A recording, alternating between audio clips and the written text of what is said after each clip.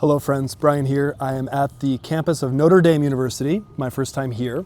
I'm here at a conference called the Society of Early Americanists. It's an American Studies conference, and I'm presenting a paper that I wanted to tell you about because I've spent a lot of time working on it, and it is part of my book in progress called The American Giant. I've teased it before on this channel. I tease it again, and I'll tease it in the future. Okay, so my paper was about the Puritan leader and luminary and minister and scientist and doctor Cotton Mather. Cotton Mather was one of America's, or Proto-America's, most important early pastors. He was a Puritan. And in fact, we can be justified to call Cotton Mather American by that title because Cotton Mather was actually one of the first people to use the word America or American to describe people like himself, white Europeans who were in the colonies, who were comprising a distinct group of people. And I got interested in Cotton Mather for several reasons. First of all, he's just a super interesting dude as a biblical commentator. So, little known fact, Cotton Mather wrote what was the very first major American biblical commentary. He called it the Biblia Americana, the American Bible, very telling in terms of what his ambition was and what his sense of nation was, its divine trajectory, its connection to God. Okay, those things were all very important for Puritans, of course. But it was a commentary essentially on every book of the Bible, Genesis through, just the whole thing, and really functioned as a commentary on the entire world. In fact, he was such a polymath in the way that he thought about the world that he would even grasp onto seemingly unassociated details in the biblical text and use them as a leaping off point for talking about almost anything that he considered scientifically noteworthy. One example, not my paper, but free paper within the paper here just for you, in his commentary on the book of Jeremiah, particularly Jeremiah 8:7. I'll put a link to it down below. A text that is a very typical prophetic diatribe. He came up with one of the most interesting and wild pieces of biblical interpretation I've ever heard in my life. This text in Jeremiah 8 is a very classic prophetic text. Oh, Israel, you turn away. You don't know how to follow God. Even the animals know how to follow God, though. Even birds know where to get their food and do their thing. Even birds know the place of their migration. He seizes upon this word migration to provide what he thinks is a corrective to the current scientific understanding in his day of bird migration, which was, and this is shocking but actually true, the theory of bird migration in the early 18th century was that birds migrated. Where did they go? Birds migrated to the moon. To the moon! And Cotton Mather stepped into this in his commentary to make an important intervention. He proposed, no, birds do not migrate to the moon. They migrate past the moon to outer space among the planets and then return to Earth. So a different scientific era, okay, we have to accept that. But Cotton Mather was a high Enlightenment style intellectual of his day. Very different ideas though about animals, about the history of the earth. People were still kind of coming to terms with an idea like animal extinction, which was not really a widely accepted idea, even in major European circles, until I think well into the 18th century. But this leads us to the topic of the paper, which, yes, is about our favorite biblical giants and also about Nephilim, but about Cotton Mather's particular contribution to the American conversation about biblical giants and about Nephilim. Cotton Mather wrote letters to the Royal Society in London, a learned society to which he wanted to gain entrance. And in his very first letter, which I take to be important as a place of primacy, this was the thing he was most proud of that he wanted to use to make his case, you should invite me into your learned society, the Royal Society. He basically reveals with his audience the findings of an artifact that he thinks will change our view of history and put America on the map in a new way.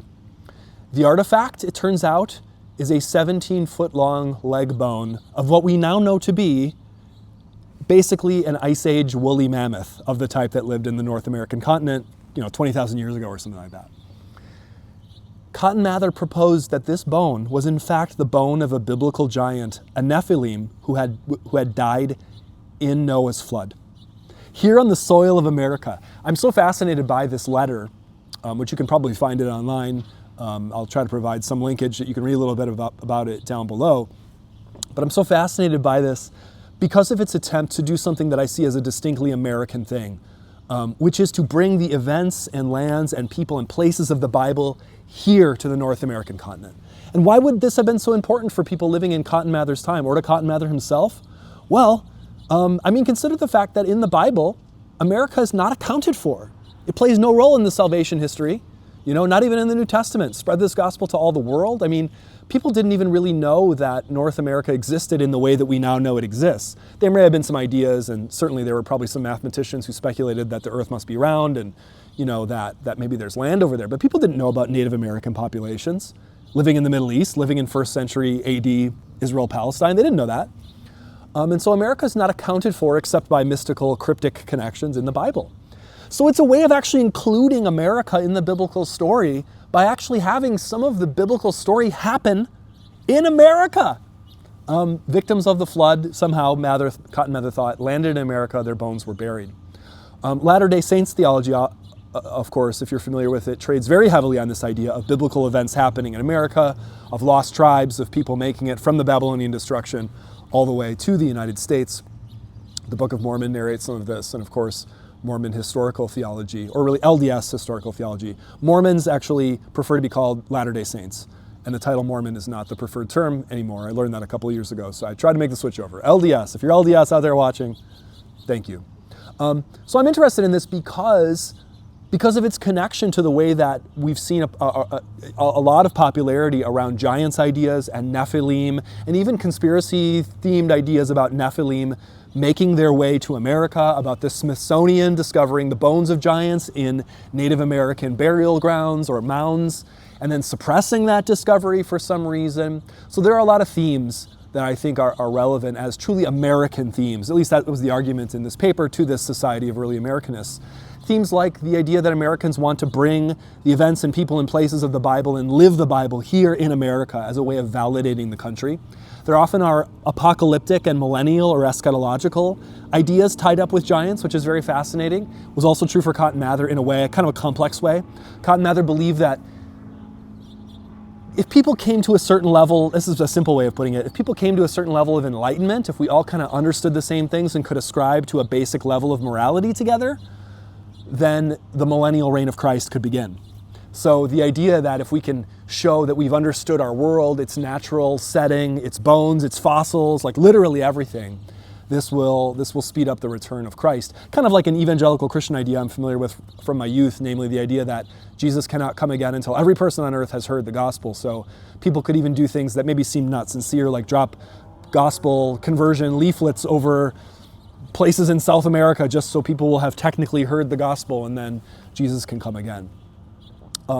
So this connection between giants and the end of the world is something that seems weirdly or uniquely American. Also, there's some anti-intellectual, anti-elitist ideas, I think, in giant spiritualities and theologies that is really fascinating. The idea that the disruptive body of the giant itself can somehow disrupt other authoritative schemes about evolution, things like that, which is where you get these Smithsonian conspiracies up.